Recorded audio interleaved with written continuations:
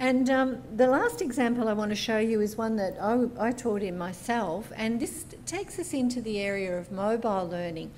This is one we did in IT in education. So I teach a subject, I did at the University of Wollongong, which was a first-year teacher education compulsory IT subject. I'm not sure if you have those sorts of subjects at your universities, but everybody has to do it and learn a little bit about technology. And it's that we had one major task over 7 weeks.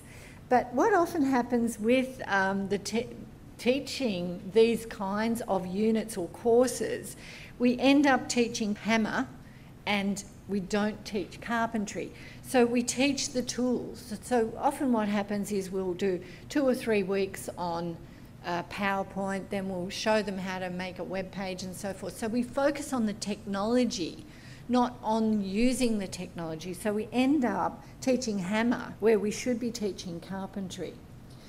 And I want to show you what they did. We made digital stories, and I'll just show you, just so you get a taste of these. Again, they're not polished, but I'll comment more on that later. We had iPods, and we got them to make a digital story using PowerPoint and iMovie.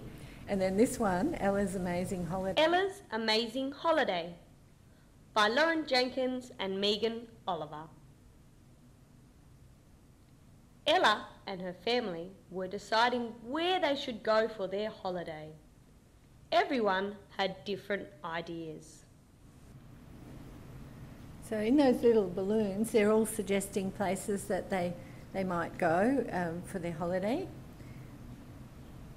If you think about this in terms They of decided PowerPoint, to have a look at some photos from the travel agent to see if they could agree on somewhere everyone wanted to go. The first lot of pictures were from Italy, and all the family loved them.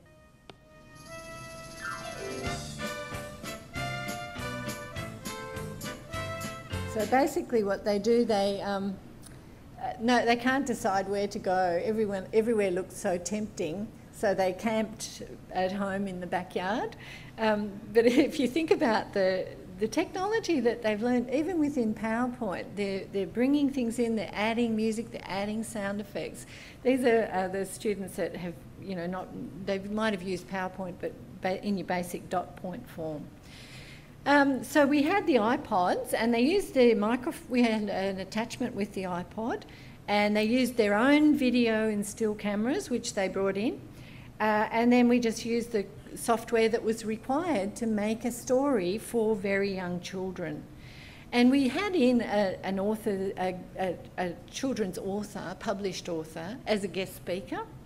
But then the students researched and chose the topic and wrote up a storyboard. Now remember, they're not learning about story writing, they're learning about technology. And so the technologies that they used inspiration to do their brainstorming. They captured and created the pictures. They created pages of the story in PowerPoint. They did audio narration, as you heard. And then they created a podcast. They put it into iMovie to do some more special effects. Then they created a podcast, saved it as a movie file, and then they shared their stories, uploaded them to the course website, and downloaded each other's stories onto the iPods. And then overall they created they presented their story to the class, and then they did a journal to reflect on their journey as they went through. And when you think about this as a pedagogy, this is such a powerful pedagogy, because anything that requires the creation of a story could be used. And these are just some other ideas, like capturing Indigenous stories and folk traditions, telling a story in a foreign language that the student's learning, composing a piece of music and just accompanying it to some video clips and so forth. So very powerful pedagogy.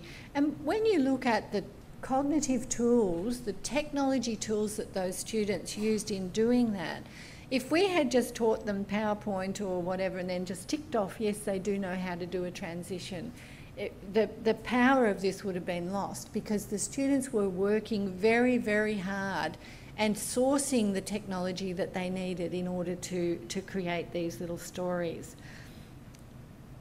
So just in terms of cognitive tools, just what we might mean by the term cognitive tools, these are some of the definitions that have been made. That they enhance the cognitive powers of human beings, and the students manipulate them and engage in constructive thinking. One thing that's often said about cognitive tools is if you want the students to learn something, you get them to teach someone else.